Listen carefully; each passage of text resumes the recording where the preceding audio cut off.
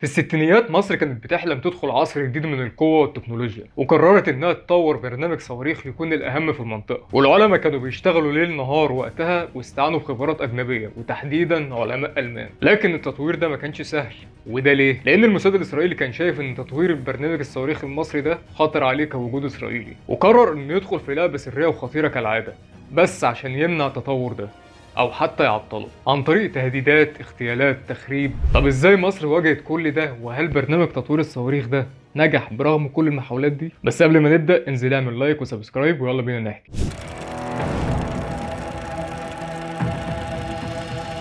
يوم 21 يوليو سنة 62 وسائل الإعلام والصحف المصرية تطلع ببيان بيفيد بأن الجيش المصري نجح في تطوير صواريخ أرض بحضور الرئيس جمال عبد الناصر و300 دبلوماسي من دول مختلفة تانيين، وده قلق اليهود لأنهم اعتبروه تهديد حقيقي في المنطقة، وكمان اللي زود خوفهم إن اللي طور الصواريخ دي علماء ألمان من ريحة الحبايب هتلر، هولوكوست بقى وكده. النهارده طوروا الارض ارض، بكره هيطوروا الارض جو، وبعده هيطوروا الجو جو، وكان القرار ان لازم ما يحصلش اي تطور عسكري لمصر او للعرب عموما. طب ده هيحصل ازاي؟ برنامج الصواريخ ما كانش وقتها مجرد مشروع عسكري، لكنه كان خطوة استراتيجية بتحقق أكتر من هدف، وده كان الدافع الرئيسي. وقتها مصر كانت بتواجه صعوبات وتحديات خصوصا في الفترة بين حرب 48 لغاية 56، وده كان الدرس إن هو مفيش قوة من غير سلاح يحميها، وما ينفعش تبقى تحت رحمة الأسلحة الجاهزة من الدول الكبيرة زي الاتحاد السوفيتي، وما ينفعش يتحكموا في نوعية السلاح كمان، يعني إيه اللي يجي وإيه اللي ما يجيش. فلازم على الأقل يكون عندك سلاح رادع علشان بس يعمل نوع من التوازن العسكري في المنطقة. طب فكرت قبل كده ازاي الصاروخ يبقى ورقة ضغط سياسية؟ وده اللي فهمه عبد الناصر وقتها، وقرر انه يبدأ المشروع. وقتها مصر كان عندها صواريخ اسمها القاهر والظافر، وكان الهدف هو تطوير النوع ده من الصواريخ بحيث ان تصميمها يبقى قادر انه يوصل لأهداف بعيدة المدى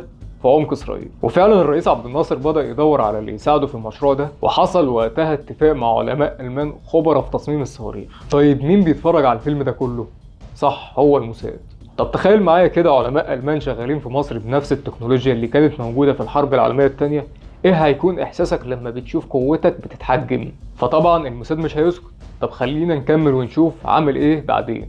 كان من اهم اللي شاركوا في المشروع ده عالم الماني اسمه هاينز جروج. كان عالم الماني متخصص في هندسه الصواريخ، خصوصا في الحرب العالميه الثانيه، على مشروع صواريخ اسمه V2. اشتغل على تصميمات جديده لصواريخ الظافر والقاهر المصريه، ده غير خبرته في الصواريخ النازيه، ونقل جزء كبير من التكنولوجيا دي للمهندسين المصريين، وكان يعتبر مدير المشروع، وهو اللي كان بيشرف على مراحل التطوير والإنتاج، وده اللي ساعد في تسريع العمل على المشروع. لكن طبعا الموساد كان شايف كل الكلام الجميل ده ومش هيتفرج عليه، وتأكدوا إن واحد زي هاينز موجود وبيساعد مصر تهديد كبير عليهم في المنطقة. وهنا بقى ندخل في قصة الفيديو الأساسية. طب اشمعنى الموساد اللي كان قلقان كده؟ لأن ببساطة فكرة إن مصر يكون عندها صواريخ بعيدة المدى في أي وقت تقدر توصل لأهداف حساسة جوه إسرائيل، فإزاي ده يحصل؟ دي هتبقى كارثة. وقتها الموساد عمل كل حاجة حرفيا، تهديدات، اغتيالات، عمليات خطف. كمان الوضع وصل ان المهندسين الالمان اللي كانوا شغالين في المشروع فعليا كان بيجي لهم رسائل تهديد انه لو كمل في البرنامج ده هتبقى ايامه سواد، ومش هو بس، هو وعيلته. وما اكتفاش بس بالرسائل دي، لان بيبقى في الطرود اللي كان بيبقى فيها الرسائل اجزاء من قنابل صغيرة او رموز بتدل على الموت عشان تكسرهم نفسيا ويسيبوا المشروع.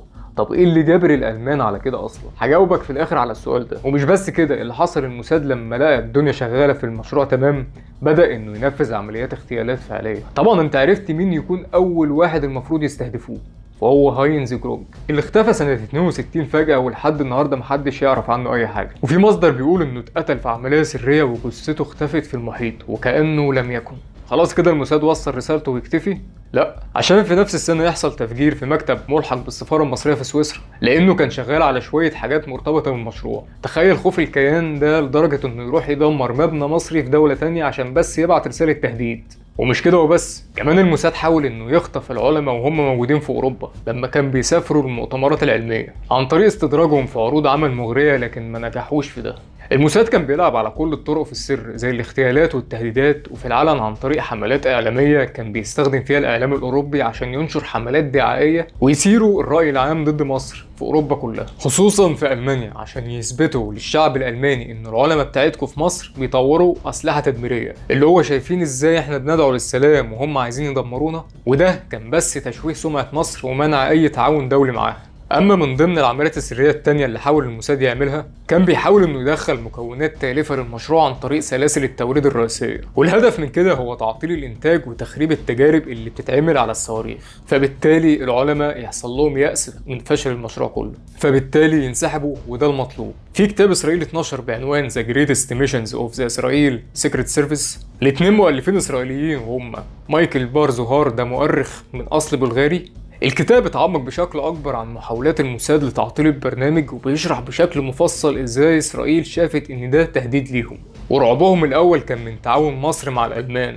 وهنا الكتاب فسر اختفاء هاينز كروج، ان الموساد استدرجه لروما علشان يكمل ابحاث هناك، ومن وقتها للنهارده اختفى. وبيروح الكتاب لنوع تاني يوضح فيها العملية استخدمها الموساد اسمها رسائل الموت المفخخة، وهي كانت على اسمها، كان بيتبعت رسائل على شكل أظرف بريد للعلماء الألمان، وأول ما الظرف يتفتح ينفجر في وش اللي فتحه. وكانت أشهر حادثة من النوع ده كانت لعالم ألماني اسمه فان لوشر، وبسبب الواقعة دي فعلا انسحب كام عالم ألماني تاني. ده طبعا غير التهديدات اللي كانت بتوصل لأسرهم في ألمانيا، فقرروا إنه يسيبوا المشروع ويرجعوا لألمانيا تاني. بفكرك إن ده مصدر إسرائيلي على كلامهم هم نفسهم على نفسهم. ونروح لفصل ثالث من الكتاب بيقول فيه ان الموساد قدر يزرع جواسيس جوه المشروع نفسه، وبسبب كده فكان بيوصل لهم التقارير الدوليه عن التطورات اللي بتحصل، وده ساعدهم في تعطيل المشروع بشكل ادق. وبيروح الكتاب لفصل رابع وبيقول فيه ان الحكومه الاسرائيليه وقتها خلقت ضغوط دبلوماسيه كبيره على المانيا الغربيه قبل ما المانيا تتحد، وهددت بصوره غير مباشره ان في شخصيات من العلماء الالمان دول على التعاون بالنازيين. وطبعا ياما النازيه ورتهم عشان يجبروا الحكومه الالمانيه انها تضغط على العلماء وينسحبوا فعلا من مصر. ده باختصار النقط اللي اتكلم عنها الكتاب في موضوعنا. طب نرجع للسؤال اللي سألناه من شوية، ايه اللي جابر الالمان انهم يشاركوا في المشروع اصلا؟ هقول لك بعد الحرب العالميه الثانيه وبعد ما المانيا اتدمرت واتقسمت، كتير من العلماء اللي كانوا شغالين مع النازيين وقت الحرب العالميه الثانيه لقوا نفسهم في موقف صعب، بلدهم انهارت وفرصه انهم يشتغلوا في اوروبا عموما بقت مستحيله بسبب وصمه الحرب، لغايه ما وصل العرض من مصر. اول حاجه طبعا واهم حاجه هي الفلوس، لان المشروع اتمول بملايين. تاني حاجه في التجربه دي هتعيد ليهم اعتبارهم المهني تاني، وفرصة شغلهم في مصر هيثبتوا بيها انهم لسه قيمة علمية، وان شغلهم مش مرتبط بالحرب وبس بعد ما كانوا منبوذين في اوروبا. دي كانت وجهة نظر جزء منهم. اما الجزء التاني من العلماء كان ليه وجهة نظر تانية، وهي الحماية. بمعنى ايه؟ بمعنى ان كان في منهم خايف من المحاكمة الدولية بسبب دورهم في التسليح النازي، فمصر قدمت لهم الحماية والشغل بعيد خالص عن اوروبا. وكانوا كمان شايفين ان التعاون مع مصر هيكون وسيلة للانتقام من الحلفاء اللي هزموا المانيا. وده ليه؟ لأن ببساطة شافوا إن مصر هي القوة الوحيدة ضد الصهيونية، فالموضوع كان ماشي على هواهم يعني. لما نبص لبرنامج الصواريخ المصري وقتها بنشوف طموح شعب بالكامل، اللي هو ما ينفعش مصر تبقى تابع لدولة تانية في السلاح، ولازم تدخل في سباق التسليح التكنولوجي. لكن للأسف المشروع اتعرض لهجمات كتير عشان يتعطل ورا بعض، كانت كفيلة إنها تعطله بشكل نهائي. لكن هل دي النهاية؟ ما تنساش ان المصريين استفادوا كتير من خبرات العلماء الالمان اللي شاركوا في المشروع، وده يعتبر تأسيس لقاعدة معرفية في مجال هندسة الصواريخ. حتى لو المشروع ما كملش وقتها مش مهم، لكن الاساس اللي ساعد على تطوير البرامج اللي موجودة دلوقتي كانت سببها العلماء الالمان. لكن خلينا نسأل سؤال ونفكر فيه مع بعض، هي المشكلة الحقيقية كانت في الموساد ولا كان في عقبات تانية زي نقص الموارد والخبرات؟ صح، التدخل الاسرائيلي كان ليه تأثيره المحبط، بس كان في تحديات تانية، زي ازاي انك تحافظ على سرية مشروع بالحجم ده في فترة كانت الجواسيس موجودة في كل مكان، وازاي دولة لسه بتتعافى من الاحتلال والاستعمار تقدر تنافس في مجال كبير زي الصواريخ. فخلينا نبقى واقعيين اكتر، وقتها فكان صعب بالرغم ان في جزء من المشروع نجح، وممكن اقولك ان اكبر استفادة فهي كانت الخبرة الالمانية، لانها كانت سبب من الاسباب اللي كونت التكنولوجيا الموجودة حاليا في الجيش المصري.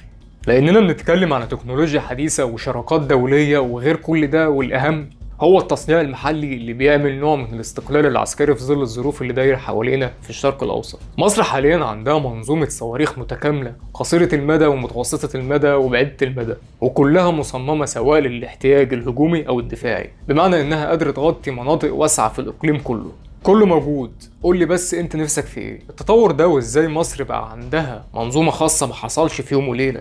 بجانب الخبرات الألمانية فمصر عملت شراكات مع دول كبيرة في نفس المجال زي الصين وكوريا الشمالية، وده ساهم بشكل أكبر في نقل التكنولوجيا وتطوير الصناعة المحلية. أما مصر دلوقتي ما بقتش تعتمد بشكل أساسي على الاستيراد تاني، وده واضح في مصانع الانتاج الحربي اللي النهارده بتصنع اجزاء كبيره من الصواريخ. خليني اسالك على حاجه، هل كنت تعرف ان مصر بتصنع صواريخ مضاده للطيارات والسفن؟ هجاوبك واقول لك ان ده صحيح. يعني في جاهزيه لكل السيناريوهات، ودلوقتي لما نبص للظروف اللي حوالينا هنلاقي ان الدول الكبيره بتركز على فكره الردع الصاروخي، ووجود برنامج مصري قوي بيخليها عنصر للتوازن العسكري في المنطقه. لكن السؤال، ايه اللي انت تتوقعه في كل السباقات اللي بتحصل حواليك في التفوق العسكري دي؟ هل ممكن مصر تدخل في سباق اكبر في المستقبل وتوصل لمرحله التصنيع الكامل للصواريخ؟ اما في النهايه فبرنامج الصواريخ المصري من بدايه الستينيات لحد النهارده فهو مش مجرد قصة عن تحديات وصراعات مع الموساد وكل الكلام ده. الفكرة كانت طموح وسط محاولات تخريب كتيرة في أصعب الظروف. رغم كده بص النهاردة قدرات مصر في المجال وانت تحكم. وعشان كده الفكرة ما خلصتش ولسه مكملة وهتكمل. وقوة مصر حاليا في المنطقة امتداد لجهود بدأت من زمان. أما في الآخر ليك السؤال، بعد ما سمعت الحلقة ايه الانطباع اللي بقى عندك؟ فأنا أكيد أحب أسمع رأيك. كل المعلومات اللي اتكلمنا فيها النهاردة معتمدة على المصادر اللي هتلاقيها في ديسكريبشن الفيديو. وأخيرا متنساش اللايك وسبسكرايب عشان نكمل معاكم. أشوفكم الحلقات الجاية.